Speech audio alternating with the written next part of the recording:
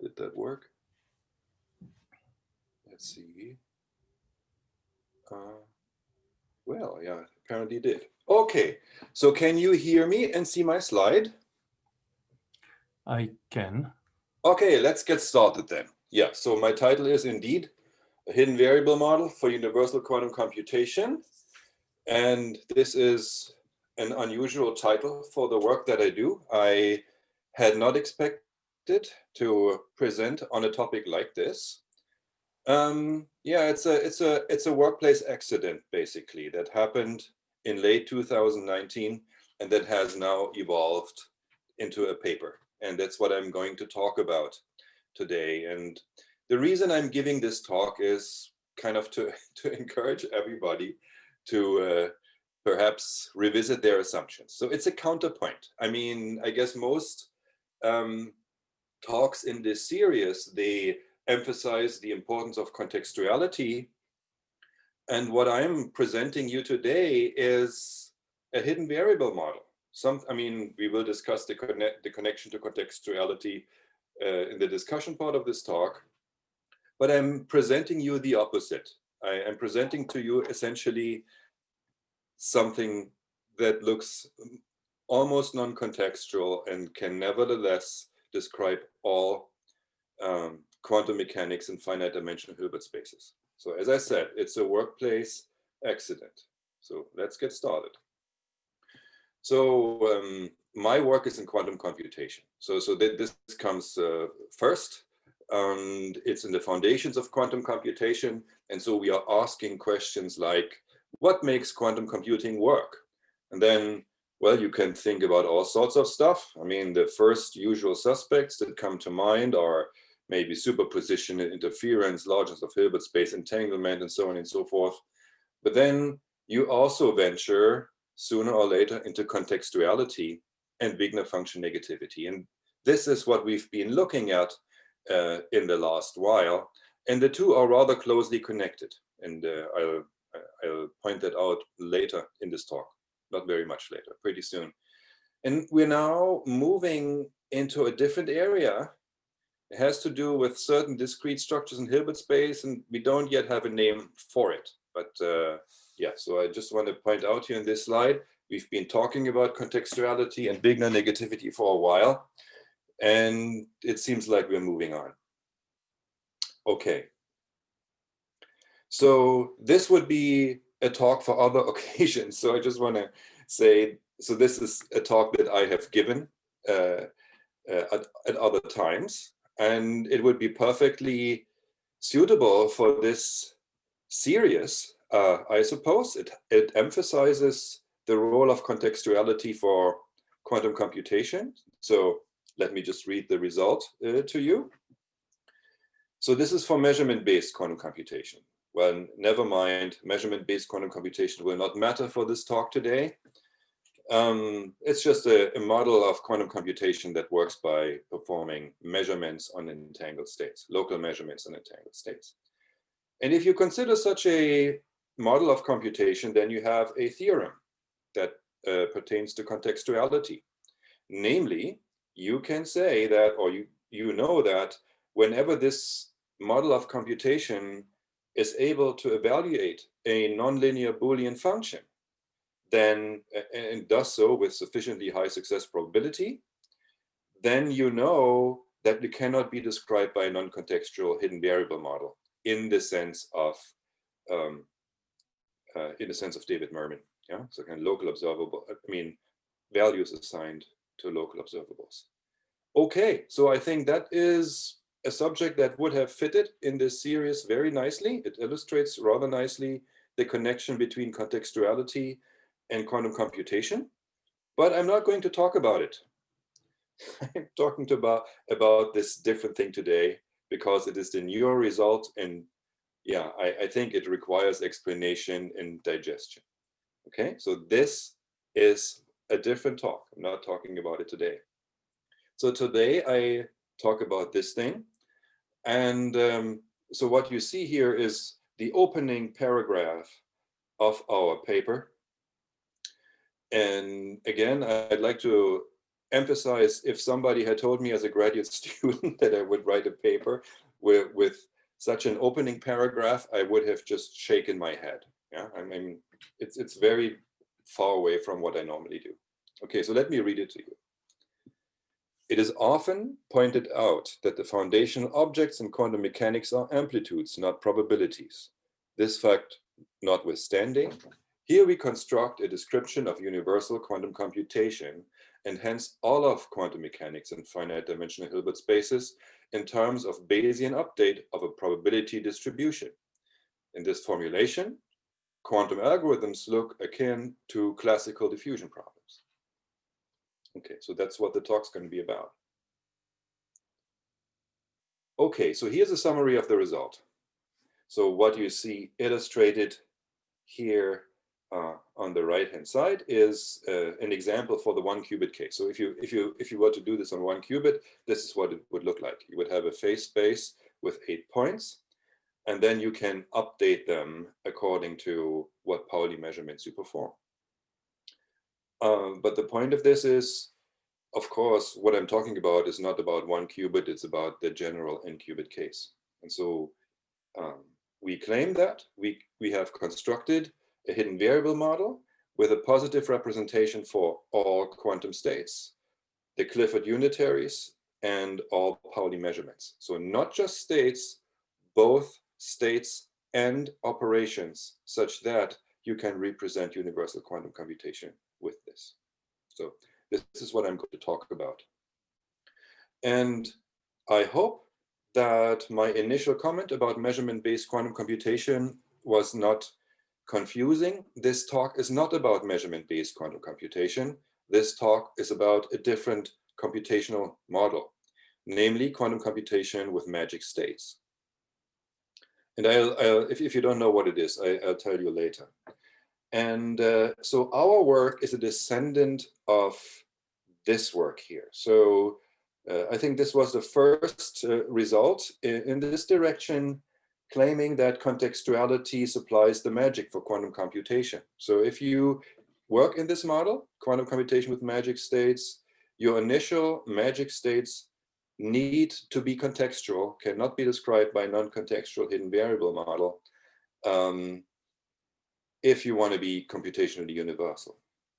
Okay, and so I have this slide up for various reasons. First, because it is really kind of the starting point that led to the work that I will describe today. Second, it is about this model of quantum computation with magic states, which is also what I'm going to talk about today. And third, it employs, and this is very important for this talk, it employs a connection between contextuality and Wigner function negativity. So, and this is illustrated here in this little drawing that I have copied from the paper. So let me briefly explain what this is. So what you see here is the state space of the model. So this funny, I don't know, funny green colored region, this, I don't know how to call it, how one would call such a shape.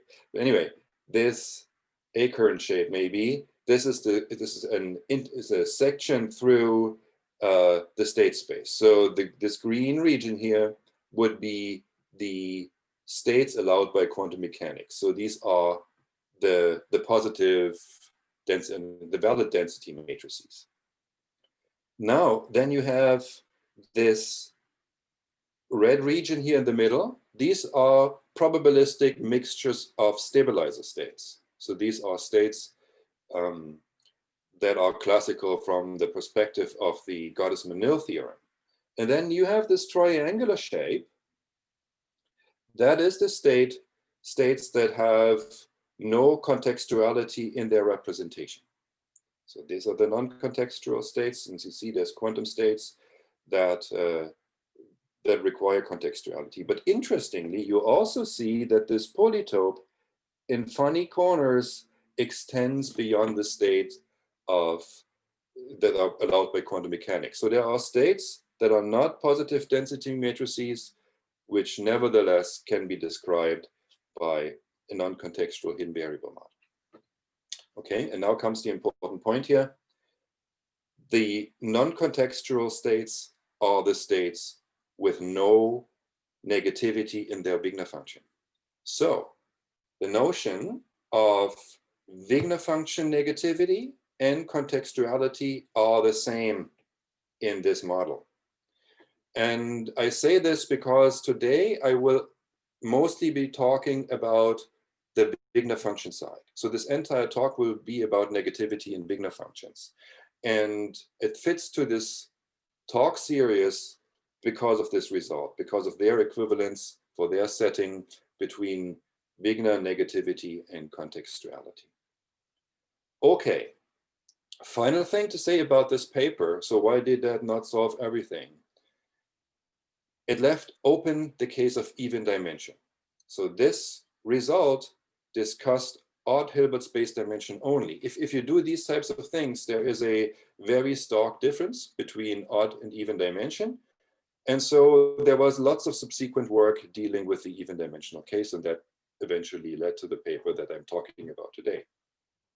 Whew. Okay, I think I need to speed up a little bit. So yeah, so this talk, again, this talk will be about negativity in Wigner functions. So here is a theorem from a paper of Chris Ferry. So a quasi-probability representation of quantum theory must have negativity either in its representations of states or measurements, or both. So our result, the result that I'm presenting you today, contradicts this theorem. So what is the resolution of that? The resolution is that, well, there are assumptions that go into this theorem. So this theorem requires a unique quasi-probability function for each state, and our Wigner function, or our probability representation, is not of that kind. Our probability representation is non-unique. So it evades the assumptions of this theorem. And so that's why we can coexist with this theorem. And also, I think it's worth pointing out that this theorem, which says that you must have negativity either in the states or the measurements, comes with certain assumptions. It's not universally true. And that's maybe a point that I would like to make with my talk here. Good. So now finally, after 15 minutes or so, we have reached the outline of this talk. So it has a considerable review part. So I will, because I believe that this might be of use for you, so I will give a fairly extensive review. So I will talk about quantum computation with magic states and the role of Wigner functions in this computational scheme. And I will, at the end of this section, address why there is trouble with qubits. So this is the background section, and then part 2 of this talk is about our result. So first I'll state the result again, and then there's a bunch of discussion items to go through. I mean, is it consistent with the literature? So we have to check the PBR theorem, we have to check Gleason's theorem, and then we have to go back to the question and ask what this means for the role of Wigner functions in this model of quantum computation. Maybe I should stop here and ask if there's any questions.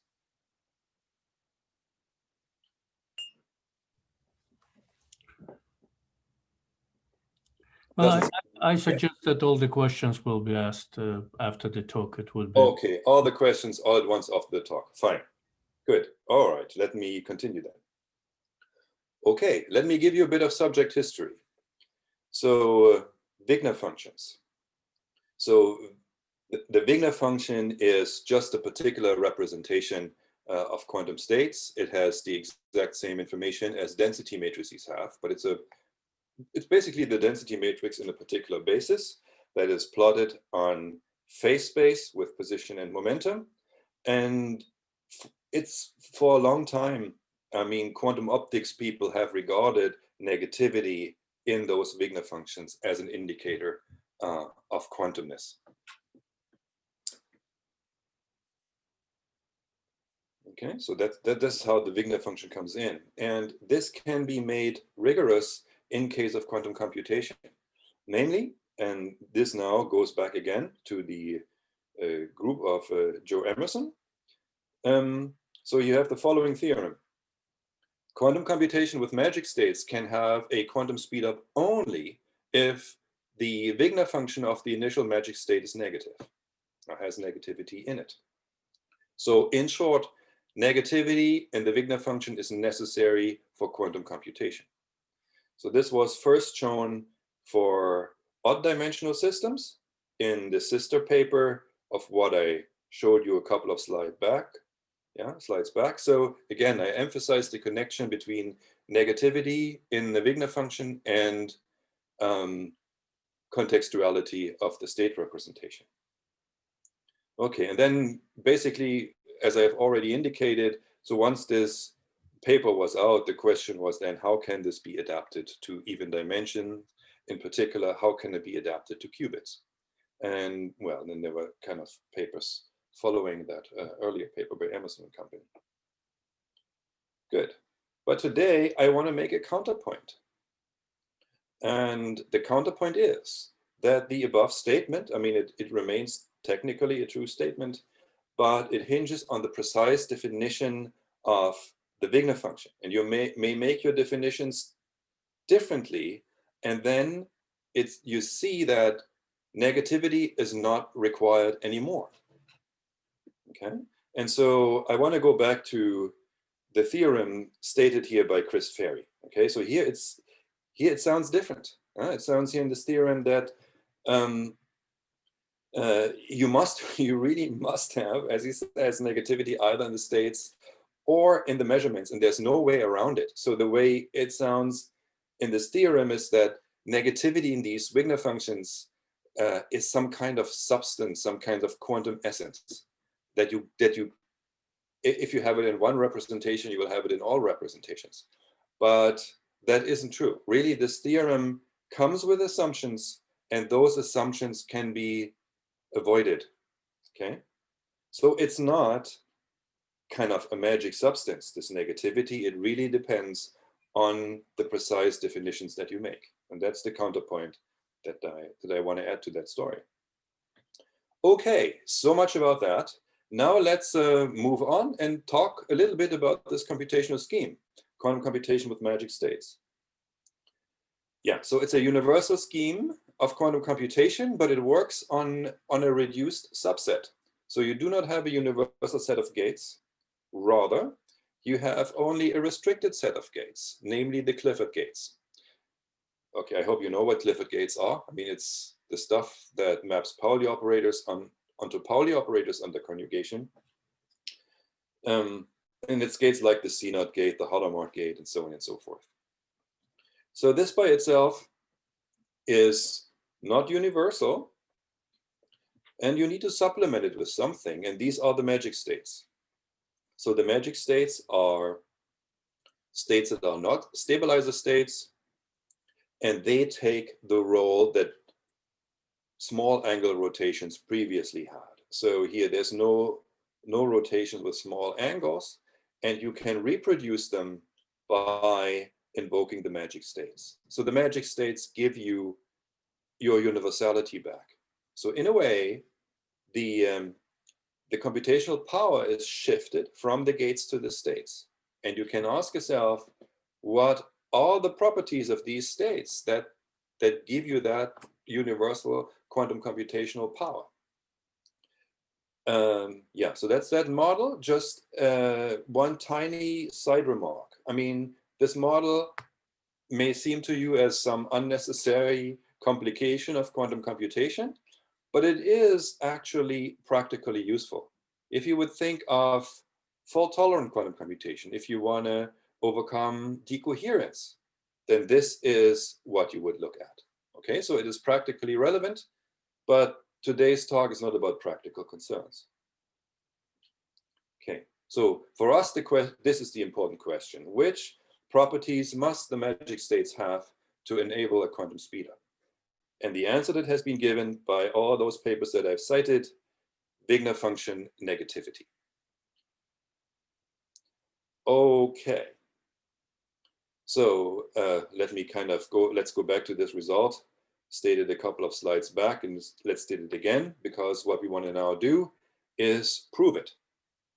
Well, go over the proof in a kind of sketchy fashion. So here's the theorem. Quantum computation with magic states can have a quantum speed of only if the initial Wigner function has negativity in it. Or, if you turn it around, if the initial Wigner function is positive, then the corresponding quantum computation can be efficiently classically simulated. This is what we will now prove, or at least give an outline of the proof of. So, all right, so quantum mechanics in phase space. So let's just kind of a little bit of information about the Wigner function. This is how it is defined in infinite dimensional phase space. But we are interested in the finite dimensional counterpart of this. And as long as the dimension is odd, the transition to finite dimension is kind of straightforward.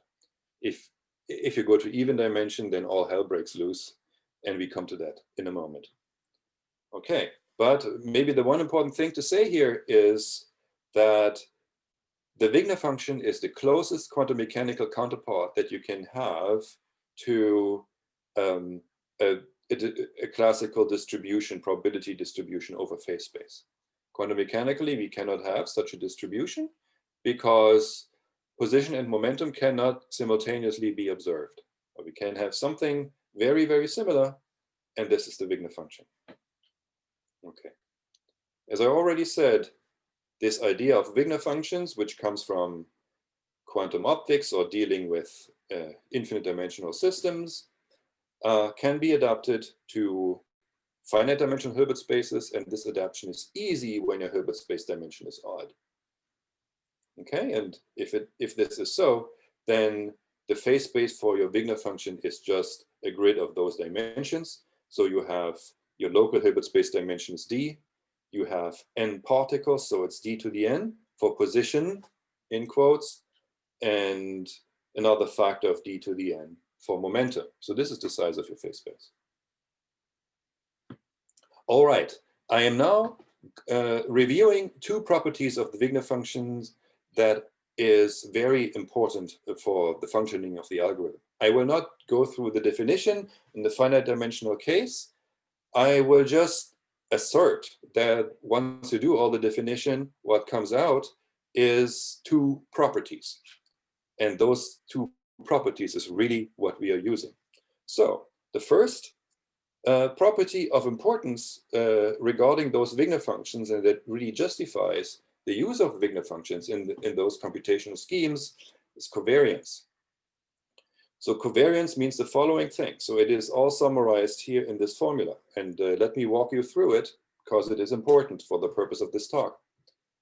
Okay, so here you have your Wigner function. This is this hilly landscape on phase space. And yeah, and so you can work this out for any particular state that you care about. Let's call that state rho. And then also compare this to the Wigner function of a state rho prime, which is your old state rho, but transformed by a Clifford unitary. And then it turns out that those two Wigner functions aren't really too different. They just have their peaks reshuffled. That is, if I evaluate the Wigner function at a particular point in phase space of this transformed state, then this is just the old Wigner function evaluated at some other point in phase space. So this is a very simple rule. It will not hold for general unitaries, but it does hold for unitaries in the Clifford group. Yeah. So this is called covariance of the Wigner function under the Clifford group, and this is a very important property for the simulation algorithm. Yeah, and graphically, this is what it looks like. So this is the update of a Wigner function under a Clifford unitary. So suppose you would have a peaked Wigner function here for simplicity. Everything can be expanded into those, so it's not really too strong an assumption. Yeah, so under a Clifford unitary, all that happens is that the peak is moved to some other location, and that's it. So all you have to do is keep track of this transformation on phase space. There's another property of importance, and that is the preservation of positivity under Pauli measurements. And here's the statement. If you have a density matrix with a positive Wigner function, and then you do a Pauli measurement, so what you have here and here are the projectors corresponding to a particular Pauli measurement, and whatever that outcome is and what the measured observable is, as long as it is a Pauli observable, if your initial Wigner function was positive, then the Wigner function after projecting is also positive. So positivity is preserved. And in fact, we know a little more about the situation. So again, suppose your initial Wigner function was peaked at some point in phase space. So then what can happen is you measure a Pauli observable, and then the state after the measurement lives on a ridge. And the direction of this ridge in phase space is defined by the observable that you have measured. So after the measurement, all of these descendant peaks is of the same height, and they live on a line in phase space. So this is a little bit of extra information that you have. And that's also important for the simulation algorithm. Okay, and so now we are ready to put everything together and prove that theorem, or I mean, in a sketchy way. And so this is by explicit construction of a simulation algorithm. So remember, what we want to show is if there is no negativity in the initial Wigner function, then we can efficiently classically simulate the situation. Okay, and here's how the simulation algorithm works. All right, so there is an initial sampling procedure. So if the Wigner function is positive, it's just a probability distribution. And with a few additional steps, it's then easy to see. It's also a probability distribution that can be easily sampled from. So that step is easy.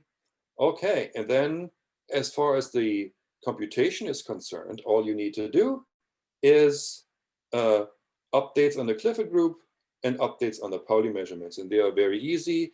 So for this update here, you use the covariance property, and for updates on the Pauli measurements, you use coin flipping and this other property about the post-measurement states that I have just told you about.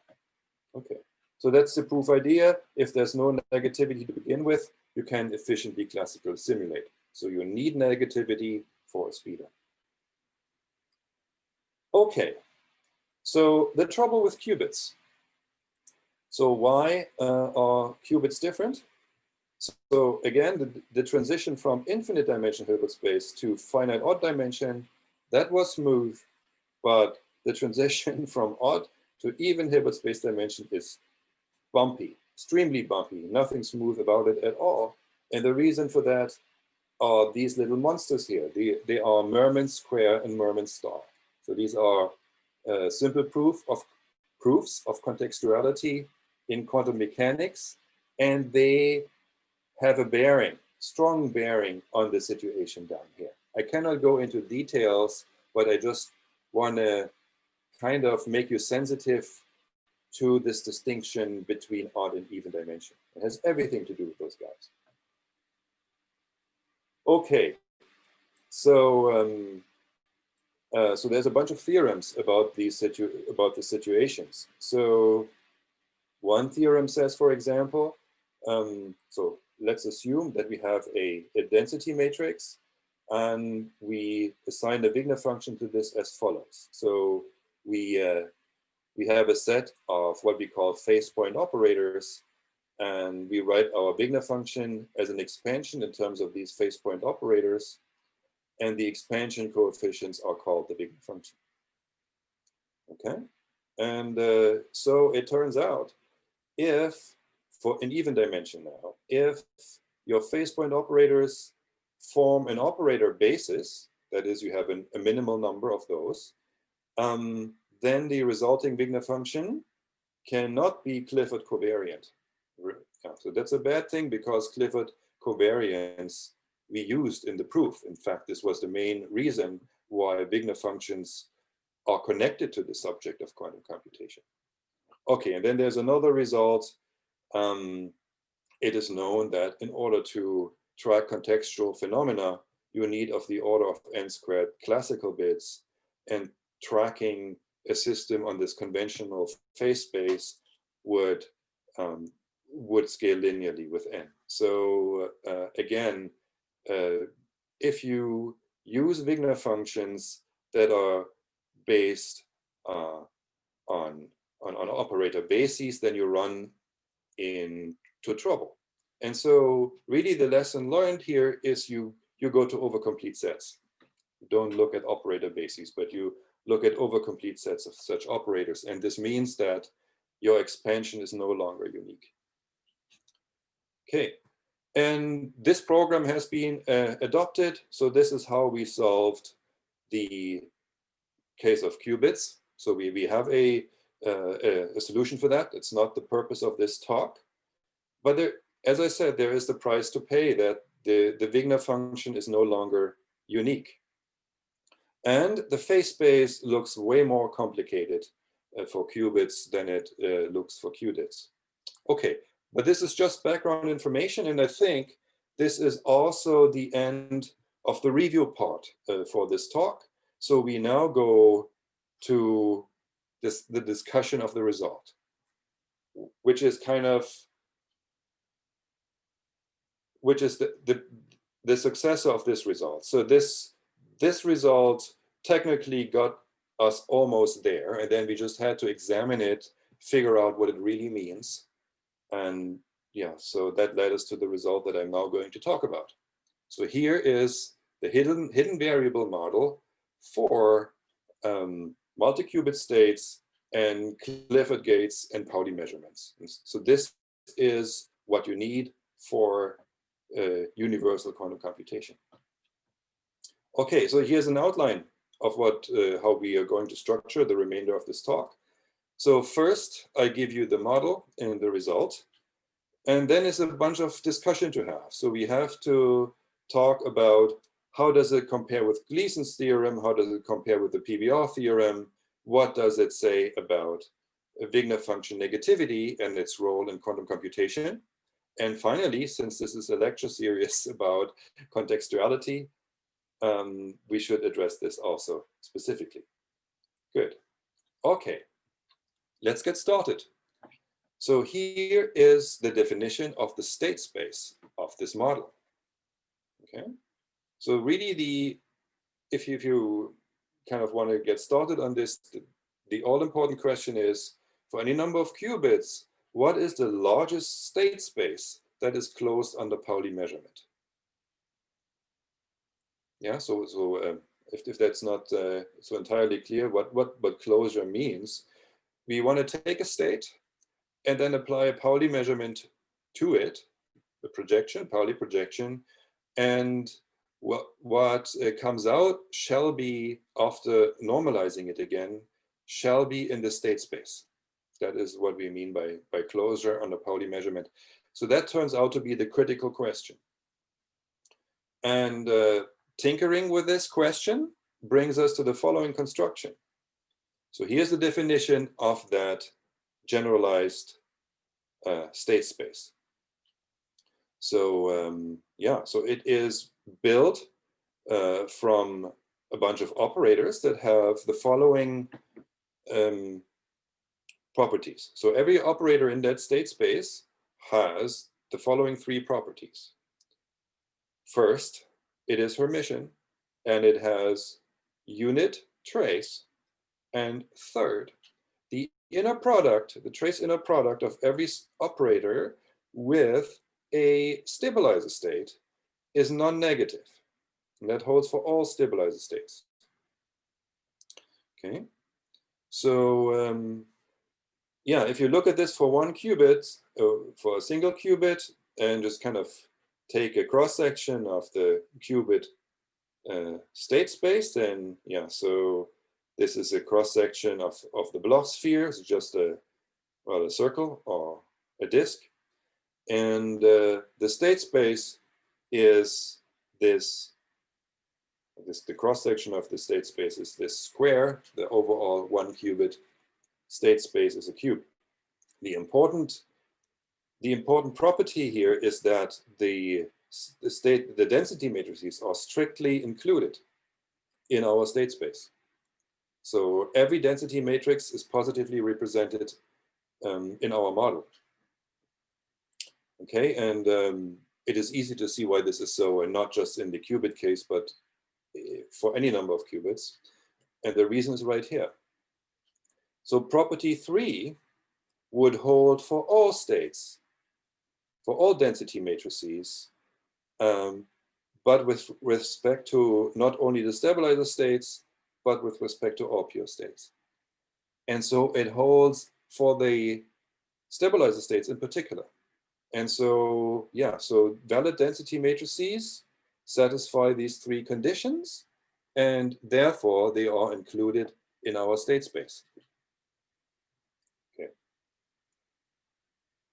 Another point to make here is that our state space is a polytope, and as such, it is spanned by extremal vertices.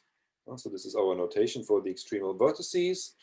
And yeah, so these extremal vertices of that state space, they are our phase point operators. So this is our base, or well, our set for expansion. And yeah, so this object, the collection of all these extremal vertices of the polytope, this is our generalized phase space. And the result is that we can represent every quantum state in a probabilistic fashion over this phase space. Okay, so here is the main theorem. Everything is positive. So first, we have a positive representation of all quantum states. I have already explained that. Second, positivity is preserved under Pauli measurement. Remember, this was kind of our initial question. What do state spaces look like that have this property? And yeah, so we can show it for this polytope here. And that's actually something I'm gonna show to you. Yeah, that positivity is preserved. And then we have also, I mean, one half of measurement is state update, but the other half is the Born rule. We want to know how probable the various outcomes are that we can obtain. And yeah, so this is also represented in the probabilistic fashion. So in our representation of the Born rule, we have a sum over phase space, and what's invoked is the probability distribution of the state before measurement and a conditional probability distribution that runs over the entire phase space. And we have one such probability distribution for every Pauli observable. Okay, so the upshot again is all of this are probabilities. Okay, so again, a positive representation. Okay, so this is our main result, and then we have the adaptation to quantum computation with magic states. Okay, so proof of the theorem. Well, every quantum state is positively represented. I have already explained that to you. Don't have to go over it again. So what I want to go into is the second statement in the theorem, namely that that positivity is preserved under Pauli measurement. Okay, and so that is a rather simple argument, but maybe it is worth going through it. So what is going on here? So we do this for the extremal vertices, and so recall the following property. This holds for every element in our state space. By definition, this is how the state space is defined, so that the trace of a phase space element with a stabilizer state is non-negative. So this holds for every point in the state space, so it holds in particular for its extremal vertices. And now we want to prove that this property is inherited on the Pauli measurement. So let's do that. It's not complicated. So this is the expression that we look at. So previously we had a phase point operator. Now we have the same phase point operator, but sandwiched under the Pauli projections. Okay, and we multiply this with the stabilizer state and hope that this is going to be greater or equal to 0, which it is in the end, and that's what we want to show. Okay, this is very simple steps now. Okay, so first step is cyclicity of trace. So we take the Pauli projector here from one side to the other. And it's first step. So second step is utmost pedantic. We're just putting brackets. Yeah, multiplication is associative, so we can put the brackets as we want to. Okay, so we put them in this way. And what was the purpose of doing that? So we now see that what we have here inside the red brackets is the stabilizer state with a Pauli projector acting onto it. And we know what that is. That is just another stabilizer state times a constant. Just, yeah, so Pauli projector acting on the stabilizer state just gives us a stabilizer state modulo normalization. And this normalization constant is going to be non-negative. There's 3 possibilities for it. It can be 1, it can be 0, and it can be 1/2. I think these are the possible choices that we have. But at any rate, it is non-negative. And so this is what we then find.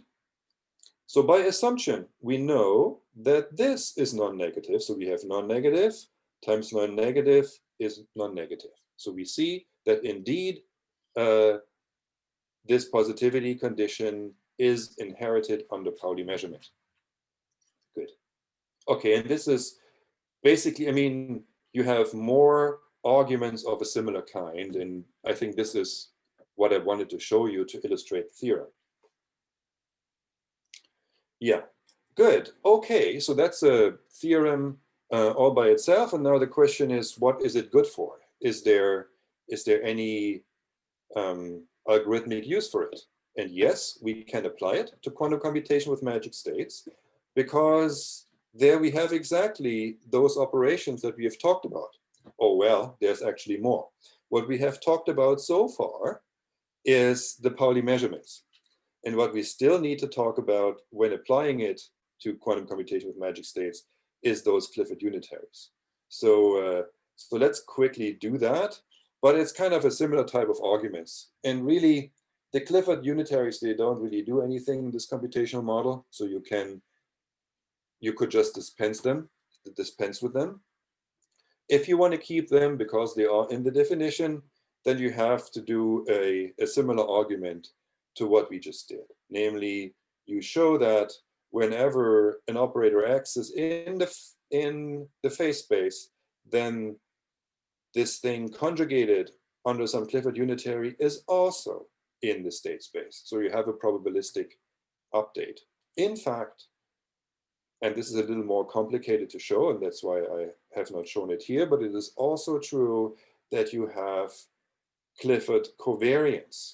Namely, if you take a phase point operator and conjugate it under Clifford unitary, you get another phase point operator. That is, extremal vertex maps to extremal vertex under Clifford unitaries. But we don't need that. We just need that this guy is in the polytope. And as long as this holds, you can, again, represent the action of those Clifford unitaries by a probabilistic update. And so at this point, we have dealt with all the components that appear in this model of quantum computation with magic states. We know that the states, every state, magic or not, every state can be positively represented. The Clifford gates can be positively represented, and the Pauli measurements can be positively represented. So everything, this entire computational scheme, or the classical simulation of this computational scheme, is all about probability, about updating probabilistically. So there's no negativity anywhere. That is the main point. Okay, and so we can have a simulation algorithm like the one I showed to you in the review part. Yeah, so we sample from the distribution of the initial state, we sample whenever there's a Clifford unitary, so this is just kind of the update of phase space, we're using the covariance condition, and then we have a probabilistic update of our point in phase space on the Pauli measurement. And so, yeah, so the universal quantum computation by Clifford unitaries and Pauli measurements can be described by iterated sampling from probability functions. So remember, when I showed you this simulation algorithm for the first time, it came with a qualifier. You couldn't always apply it. You could only apply it when your initial Wigner function was non-negative, and that was a condition. Now this is not a condition anymore. Our probability representation doesn't have negativity at all. Okay, so this is a simulation method that applies to all of quantum computation. Yeah, that's the main point. So we, however, do not claim efficiency of this simulation method. Obviously not, because then we would say that there's no possible speed up in quantum computation. I should clarify here. So we cannot prove one thing or the other. So of course, all intuition so far gathered would say, well, this cannot be efficient. This classical simulation cannot be efficient. But at the level of proofs, we know nothing. We cannot prove that it is efficient, and we cannot prove that it is inefficient. Just wanted to point that out. Okay. Good. So this is the presentation of the results. And now let's talk about consistency and consequences. Consistency with other things that exist in the literature and what this result means to the extent that we understand it. Okay, so the consistency with the Puzy-Barrett-Rudolph theorem. Okay, so let me just read the theorem to you. In any model in which quantum states represent mere information about an underlying physical state of a system, for us this would be called a hidden variable model, and in which systems are prepared independently, have independent physical states, must make predictions which contradict those of quantum theory. So our model does not contradict quantum theory, so how does it evade that theorem? And again, it evades the theorem through the assumptions. It doesn't satisfy the assumptions of the theorem. Namely, it doesn't satisfy this preparation independent assumption here. Specifically, if you want to write it in the notion that we use, if you have a phase point operator that is an extremal vertex on the system A, and you tensor it with an extremal vertex on some other subsystem B, then you are not getting a phase point operator on the joint space. You're not even getting something that is inside the polytope. So the independent preparation assumption doesn't hold, and therefore there's no contradiction with PBR. Consistency with Gleason's theorem. So I think this is important to point out because Gleason's theorem is the bedrock of quantum mechanics. So let me restate Gleason's theorem to you. In Hilbert spaces of dimension 3 or greater, the only way to consistently assign probabilities P of H to subspaces H of our larger Hilbert space. So the only way this can be done is by projections involving the Born rule. So this is how you can do it. The assigned probability is the trace over projector onto that subspace times the density matrix. Okay, so this is the Born rule, and Gleason says it can't be any other way in dimension 3 or greater. So first thing to point out, at the technical level, there is no contradiction. So we are not contradicting this equation, rather we reproduce it with our theorem. So there is no contradiction with Gleason. However, I think maybe there is a contradiction with the interpretation of Gleason's theorem. So at least physicists often say that density operators are for quantum mechanics and probabilities are for classical statistical mechanics. I think that is maybe a working physicist reduction of Gleason's theorem. And this is what we object to. So we have described all quantum states by probability functions, and still we get a model that makes correct predictions. And this is possible because we are restricting the sets of measurements to Pauli measurements. However, the restriction to Pauli measurements does not affect computational universality. So we still keep all the phenomenology even after making this restriction. Good. Consequence. So now what does this all mean for Wigner function negativity? So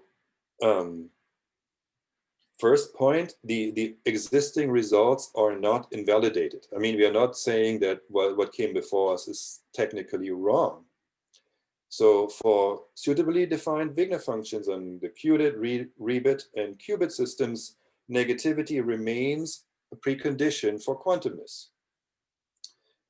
However, and that is the point that we make, these results, they hinge on the particular definitions of Wigner functions. And you can make your definitions differently, and then negativity is gone. Okay? So negativity as an indicator of quantumness is an artifact of a special choice. It is not some kind of magic substance. Good. So this is what I had to say about negativity, and next is my conclusion. So I see that I don't have a slide on contextuality, which is really completely not permissible in a lecture series about contextuality. So what can I say about how this relates to contextuality? First point to say, so we have the Cauchy-Specker notion of contextuality, and this Cauchy-Specker notion does not apply to our setting over here, because in the Cauchy-Specker contextuality, you want to assign definite values to observables. And our phase point operators don't give you that. So our extremal vertices of that state polytope, what they give you typically is expectation values for those Pauli observables, and they range between -1 and +1. So you do typically not have deterministic values assigned to these Pauli observables. And so the Cauchy-Specker notion of contextuality doesn't apply to this model. And then what does apply, though, is Specken's notion of contextuality. And well, in Specken's notion, our model would be measurement non-contextual, but preparation contextual, and which just means that our probability function to describe the states is not unique. You can have various such functions to describe the same state. In Specken's notions, this is called preparation contextuality. Okay, so this is what I can say to the connection with contextuality. So I think now I can come to my conclusion. So what is it?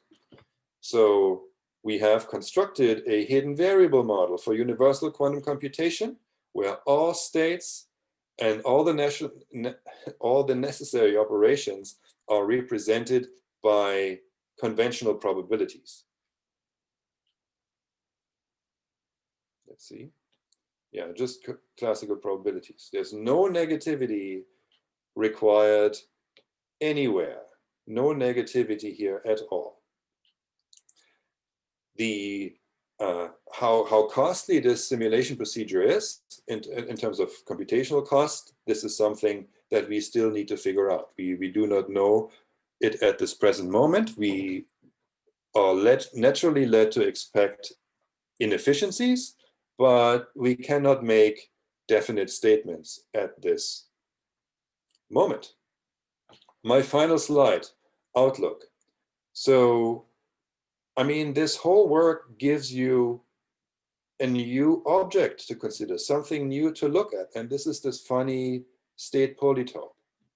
And if you're interested in algebraic structures in quantum computation, we think this is one of them, and we want to offer it for analysis. So for example, one question you might want to ask is, okay, so what do these vertices of the polytope look like? Can they be fully classified? And so we know some vertices we know explicitly, I mean, infinite families even for all n. Some vertices we understand, but that's only the smallest portion of the vertices. Okay, so this classification problem is presumably very hard, but I mean, any progress on the structure of this polytope, I think, could lead to interesting physics and interesting quantum information science. Thank you very much.